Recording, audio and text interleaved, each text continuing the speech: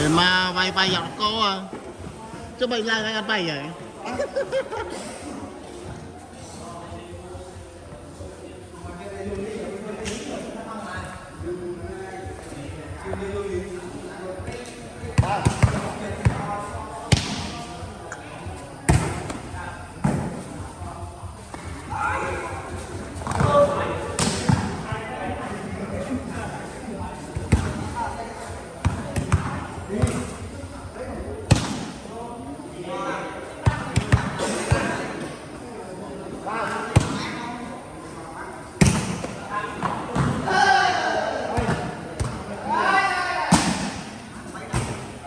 mà thôn smart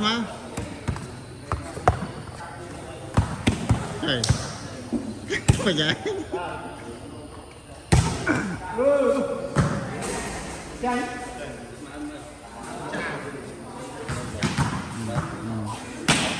vô cái này vô không bu này vô không bay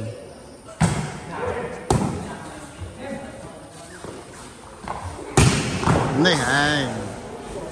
ê mà làm buôn tỏi mua chứ đó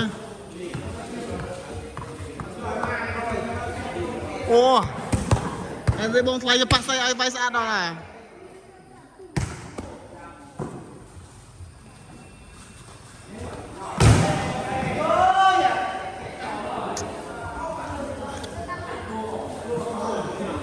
này prang á thôn với căn chừng nó nè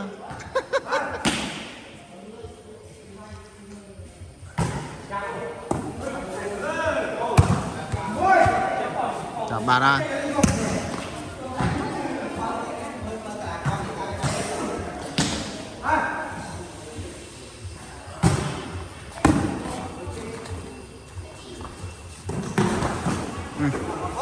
bạch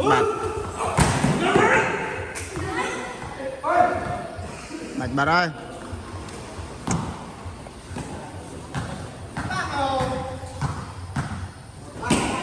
đồi sắt ở thôn nè anh rõ đỏ nào đấy hả